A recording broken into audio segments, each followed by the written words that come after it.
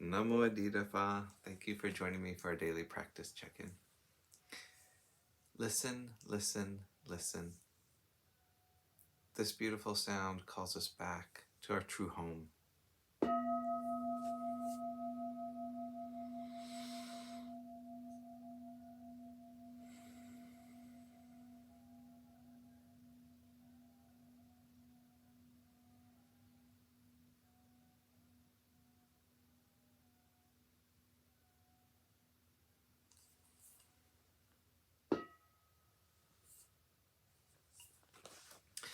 The second mindfulness training. Aware of the suffering caused by exploitation, social injustice, stealing, and oppression, I vow to cultivate loving kindness and learn ways to work for the well-being of people, animals, plants, and minerals.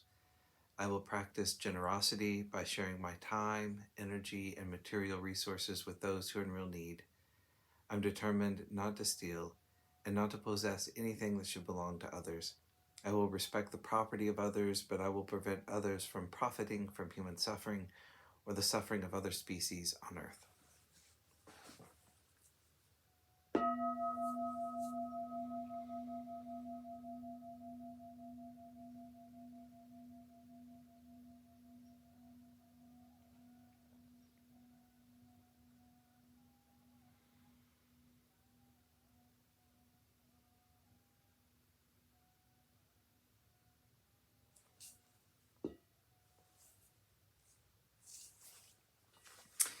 For our Dharma lessons, we're reading Ajahn Munindo's book called Unexpected Freedom. We're in a chapter called Meeting Our Anger, with a section on degrees of passionate distraction. How did the Buddha teach us to approach these things?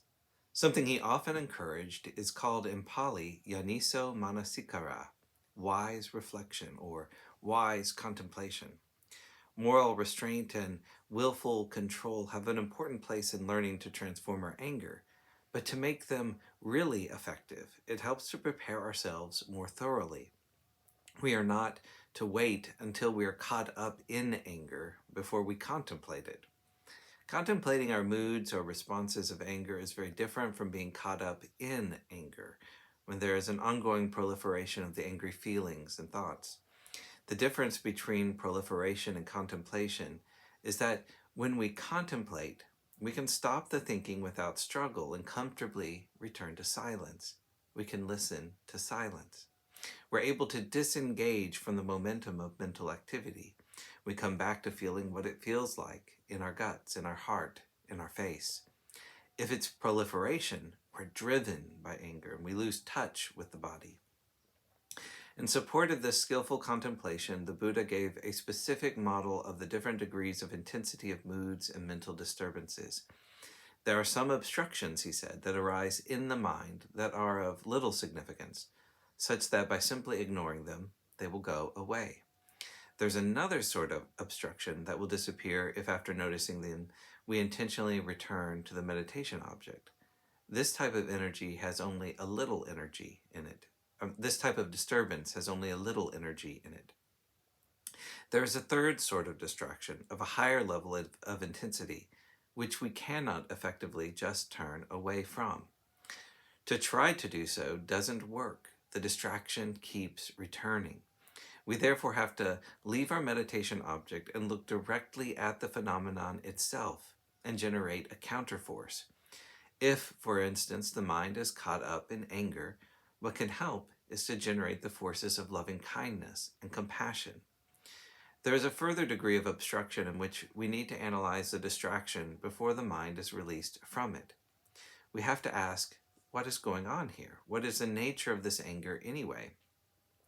We have to really consider the passion and its energy and bring to mind the contemplations on the three characteristics of impermanence, unsatisfactoriness, and not self. Finally, there are some disturbances which come to us about which the Buddha said that all we can do is push our tongue up against the roof of our mouth, grit our teeth, and endure until it passes.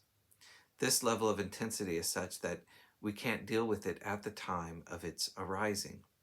I found it very helpful to become quite clear about these differing levels of intensity of distraction. It's not the case that we should be applying the same kind of effort towards every distraction that arises in meditation. To know that sometimes we can't deal with the distraction right now is important. When strong passion arises, sometimes all we can do is endure it, not act on it. We don't allow it to go up into our head and fuel compulsive thinking. Carefully and mindfully, we hold the experience of anger as and where we first notice it, in our body, in our mind. This is not repression, which is a blind reaction, so we don't need to be afraid of this practice. This is a conscious choice to withhold our tendency to indulge. If we do indulge in it and act with body, speech, or mind, we are creating karma, which, like throwing a stone into a pond, creates ripples. We might think at the time that to release the tension will make us feel better, but the reality is altogether different. And so the Buddha's encouragement was that we should do whatever it takes to endure it. We can consciously choose to meet our rage. We can choose not to act it out or repress it. We can choose to endure it. In the case of coping with truly overwhelming passion, a simile the Buddha used was that of a strong man pushing down a weaker man in a fight. We're actually holding something down. It's as though we were dealing with someone who is deranged. Imagine you're in a public place where everyone is calmly going about their normal business, but a mad person turns up, drunk or unhinged, behaving in a dangerous manner, someone really out of control. In such a situation, we just pin them down to the floor and hold them there. We don't introduce ourselves and say, "Shall we share our feelings? Let's talk about it together." What is called for is to restrain them and hold them until they recover their senses. Only then can we relate in a more civil manner. So, mindful restraint is the first line of defense against an attack by wild anger. We don't make it worse by following it. Although it may test our ability to the point of feeling like we might crack, it will eventually pass.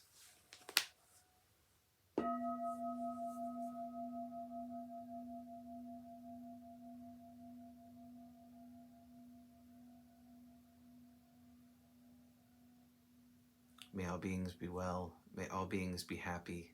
May all beings be at peace. Namo Adidava.